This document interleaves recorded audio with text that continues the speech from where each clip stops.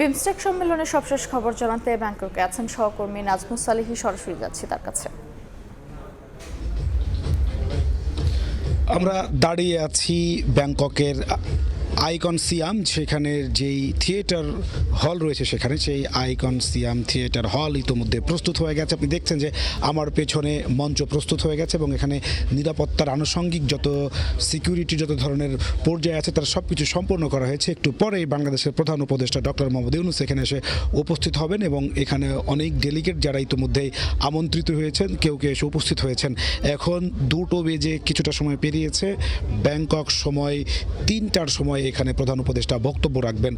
আর মূলত বিমস্টেক সম্মেলনের যে মূল ইভেন্ট সেটির ফাঁকে আসলে এটি একটি ইভেন্ট হিসেবে রেখেছে বিমস্টেক এবং এটি থাইল্যান্ড সরকারের আয়োজনে। তারা মূলত তাদের দেশের যে তরুণরা রয়েছে সেই তরুণদেরকে আসলে ডক্টর মোহাম্মদ ইউনূস তাদের তরুণদের উদ্দেশ্যে তিনি আজকে দিক নির্দেশনামূলক বক্তব্য দেবেন। বিশেষ করে এই যে সেশন তার নাম রাখা হয়েছে where is our future. That means হচ্ছে যে বিমস্টেক ভুক্ত যে রাষ্ট্রগুলো রয়েছে সেই রাষ্ট্রগুলোর আসলে ফিউচার কোথায় বা তারা কিভাবে কি ধরনের উদ্যোগ নিয়ে তারা তরুণরা পারস্পরিকভাবে এগিয়ে যেতে পারে, এই তরুণদের উদ্যমতাকে কাজে লাগিয়ে কিভাবে এই বিমস্টেক ভুক্ত রাষ্ট্রগুলো ইউরোপ আমেরিকার সাথে পাল্লা দিয়ে বা তাদের মতো করে ব্যবসা বাণিজ্য থেকে শুরু করে তাদের মেধা এবং প্রযুক্তিতে তারা উন্নয়ন ঘটাতে পারে, সেই বিষয়ে মূলত ডক্টর মোহাম্মদ ইউনূস বাংলাদেশের প্রধান উপদেষ্টা অন্তর্বর্তী সরকারের তিনি আজকে এই থাই তরুণদের উদ্দেশ্যে আসলে সেই বক্তব্য রাখবেন।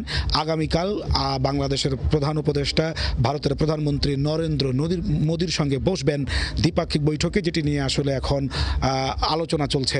এখানে বলা চলে তিনি যেখানে এসে উঠেছেন বা যেখানে বিমস্টেক সম্মেলন চলছে সে হোটেল সাংগ্রিলায় সকাল থেকে আজকে সারাদিনই আসলে গতকাল থেকে যখন ভারতের পক্ষ থেকে ইতিবাচক সাড়া মিলেছে দুই নেতার দ্বিপাক্ষিক বৈঠকের, তারপরে আসলে নানা রকম জল্পনা কল্পনা চলছে, হিসেব সমীকরণ মিলানোর খেলা। আসলে কালকে দুই নেতার যে বৈঠক সেখানে আসলে কি নিয়ে আলোচনা হতে পারে, সেই আলোচনায় আসলে কোন কোন বিষয়গুলো উঠে আসবে, তার যে দাপ্তরিক যে কাজ অর্থাৎ অফিসিয়াল যে প্রস্তুতি তা আসলে দুইজনের কেউ সম্পন্ন করতে পারেননি। অর্থাৎ দ্বিপাক্ষিক বৈঠকগুলোতে যে কি ধরনের আলোচনা হবে, কি কি বিষয় করা হবে উপস্থাপন হবে, সেই বিষয়গুলো নিয়ে উভয়ের মধ্যে যে অফিসিয়াল যে দাপ্তরিক কাজ তারা তা শেষ করতে পারেননি। এখন হঠাৎ করে যেহেতু এই সিদ্ধান্তটা হয়েছে সেক্ষেত্রে আসলে কি নিয়ে আলোচনা হবে আর বাংলাদেশ ভারতের মধ্যে যে ধরনের টানাপোড়েন চলছে সম্পর্কের সেটা আসলে কতটা শীতল হবে নাকি কোন কোন বিষয় কোন কোন বিষয় আলোচনায় আসবে সেগুলো নিয়ে নানা ধরনের জল্পনা কল্পনা কিন্তু এখানে রয়েছে।